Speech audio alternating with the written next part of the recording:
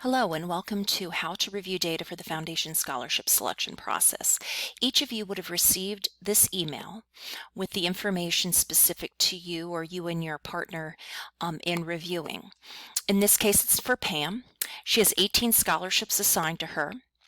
She has the link on how to get into the software and of course the video you're watching now. Each of you has a screenshot on how it's going to look to you when you log in. In this case, Pam has she would just hover over her name and she would click on the reviewer tab. I'll show you how that looks in a second. There's a section in which it tells you specific information if there's scholarships that may be problematic or there's additional information that we need to share with you. We've done that in some quick bullets here. Also, there is a master document for each of you. In that master document, which you see right here is a chart in this document, but there's also, so you have the chart here, and then you have details here. In this detailed area tab, you have description of each of the scholarships. I highly recommend you read all of those before you begin.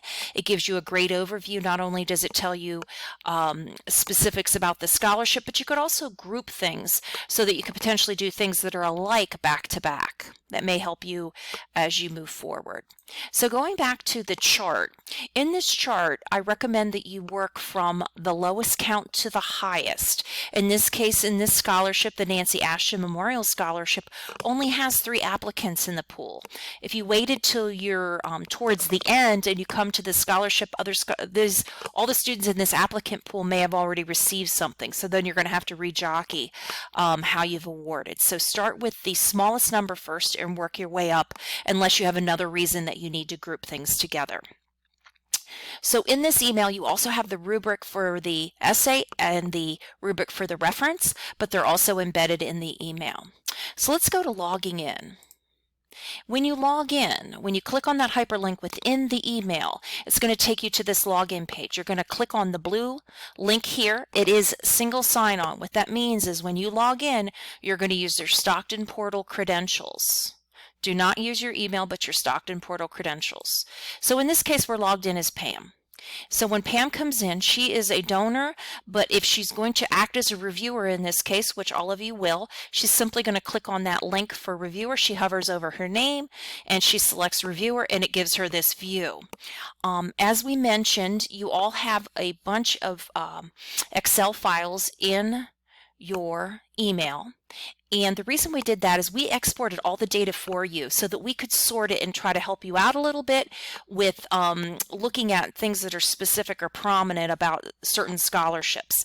In this case, one of the things that you want to see as an overview is anything that is assigned to you will be in red, a red hyperlink. So it's easy to identify the scholarships you're going to be working on. In this case, we're going to focus on the Arthur A. Davis Jr. Memorial Scholarship. That is a new scholarship this year. So what Pam will do is she's going to open up that Excel file from her email. And from there, we have everything on your files will be sorted with the highest GPA on top. In some cases, you have undergraduate as well as graduates that need to be considered. And then we've also highlighted anything that is relevant that you need to know about. In this case, all the applicants for her had to be EOF candidates. And then it is sorted on highest GPA on top and then credits towards the major. So what you want to use this file for is so that you don't have to actually review every single student in this. You want to review it.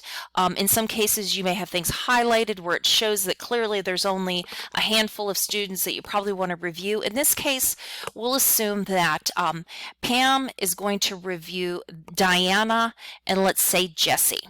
So she moves this aside. And then she comes into the software.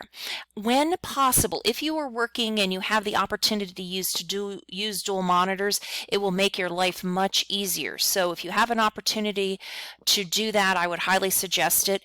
And that way you can have something open on one screen and then of course use the software on the other. In this case, we're at the Arthur A. Davis Memorial Scholarship. We're going to come back to 61 applicants to chair in just a minute, but let's go in and start reviewing applicants. So we click in here, and as I said, it is what Pam is going to review here is she has all of our applicants. They're alphabetical but on first name. If she wants to refresh herself on what is all about this opportunity or scholarship, she can simply click on opportunity details, remind her of what's going on and what the scholarship is all about here. It will tell her how many awards and how much for each award. I hide the details because it's taking up too much space on my page, and I want to go review Diana. So I simply scroll down, and here's Diana Ramirez. So she clicks on Begin. When I click on Begin, it brings up a side-by-side view. There is a side-by-side view tab at the bottom. You may be out of your view there. If you come in and you do not see side-by-side and you want to see the side-by-side, you simply click on side-by-side. There is a rubric within the software. I highly suggest you use the rubric that we provided for you. We gave you a reviewer score column within the Excel file.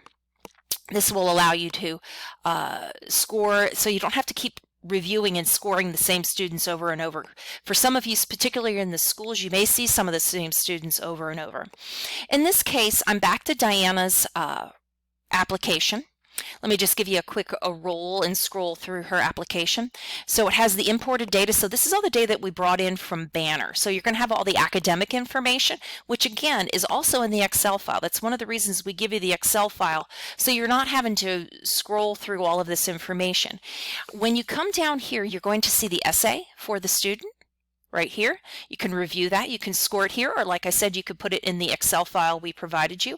It gives you all the other information the student would have filled out.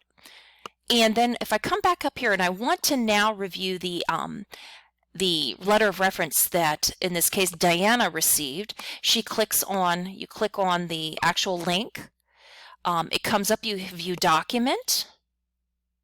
And it opens it up. You can review that, read that. When you want to navigate back, close out the top, and it brings you right back to this applicant. If I want to then go back to all the other applicants in this pool, I simply go back to the scholarship name right here. Should take me back to all the other applicants. And let's say I want to go to another student. I simply do the same process. I would click on Begin and start the same process over again. In this case, let's say I now have decided I really do want to give it to Diana. I just reviewed Diana, so now I've decided I'm going to encumber the funds on Diana. I go back to Opportunities. I make my way back to the Arthur A. Davis Scholarship. And this is where this Applications to Chair comes into play. You're going to click on Applications to Chair.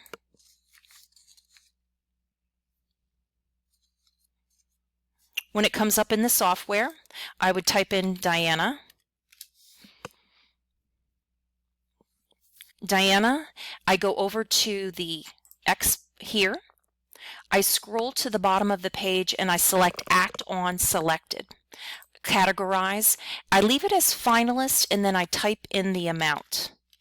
Please do not leave the amount blank even if that's the only award you have. We need to have the amount in there, and then you would hit categorize. In this case, I will not commit this. I'll let Pam do that. I hope this information has been helpful to you. If you would like to reach out to me, Cindy, with any questions, you certainly can do that. So you can do that through my email, or you can reach out to Kathleen Woods. Either one of us would be happy to assist you at any point in time. Just reach out to us. We thank you for your time and effort in this process, and we look forward to chatting with you and seeing you in our Zoom meeting at the end of this month. Please try to encumber as much as you possibly can by Friday, May 22nd. If you are not comfortable encumbering funds, please forward the information to myself or Kathleen, and we would be happy to encumber those funds for you. Thank you.